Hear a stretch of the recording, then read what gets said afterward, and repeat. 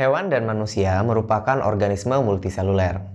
Sebagai organisme multiseluler, hewan dan manusia tersusun oleh banyak jaringan. Apa saja jaringan penyusun tubuh hewan dan manusia?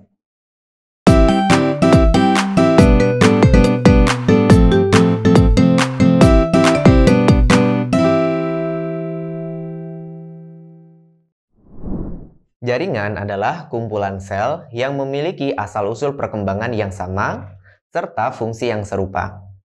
Jaringan pada tubuh hewan dan manusia dapat dibedakan menjadi 4. Yang pertama adalah jaringan epitel, kemudian ada jaringan otot, jaringan saraf, dan jaringan ikat. Nah, pada kesempatan kali ini kita akan membahas jaringan epitel.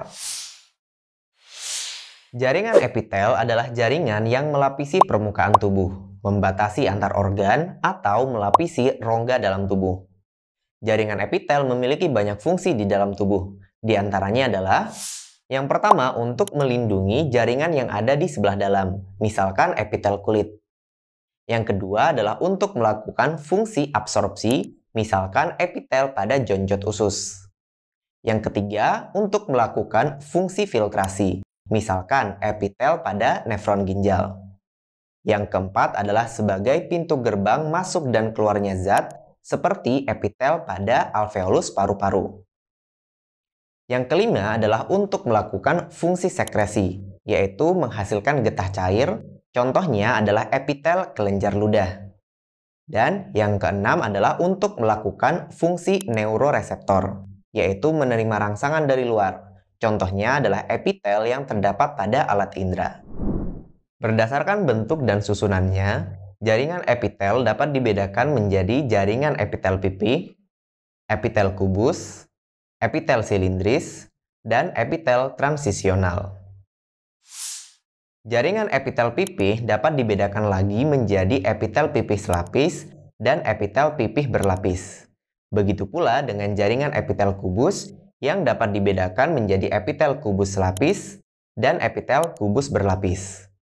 Sedangkan jaringan epitel silindris dapat dibedakan menjadi jaringan epitel silindris lapis, epitel silindris berlapis, dan epitel silindris berlapis semu bersilia. Jaringan epitel pipih selapis merupakan jaringan epitel yang disusun oleh selapis sel yang berbentuk pipih dengan inti sel berada di tengah dan sel-selnya tersusun sangat rapat.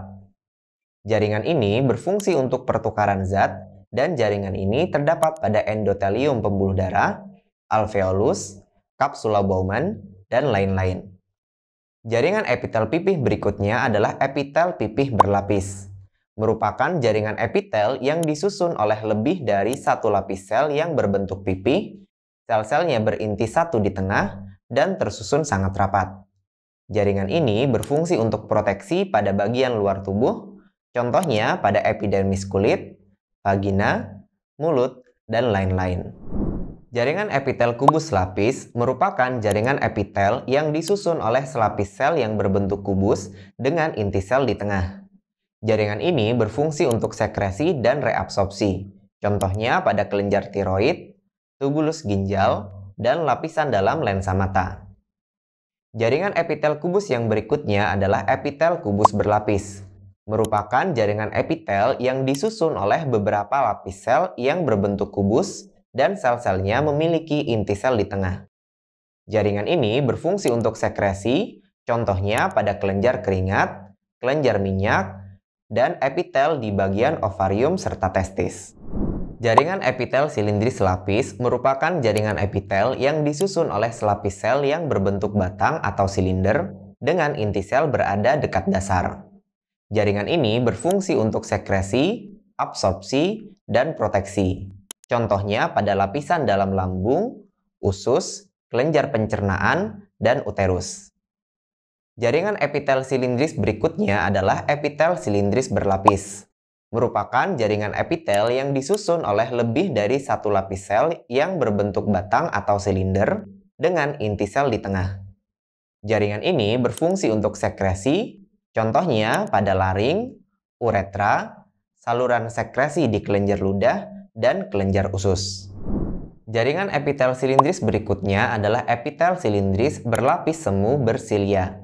merupakan jaringan epitel yang disusun selapis sel yang berbentuk batang dengan ukuran tinggi yang bervariasi, sehingga tampak seperti berlapis-lapis. Pada permukaan terluarnya dijumpai adanya silia. Jaringan ini berfungsi untuk proteksi, sekresi, dan gerakan zat melalui permukaan rongga hidung bagian dalam dan trakea. Jaringan epitel berikutnya adalah epitel transisional, merupakan jaringan epitel yang memungkinkan perubahan bentuk. Sel-sel penyusunnya mampu berubah dari bentuk kubus menjadi pipih atau sebaliknya. Jaringan ini terdapat pada kantung kemih, uretra, ureter, dan pelvis ginjal.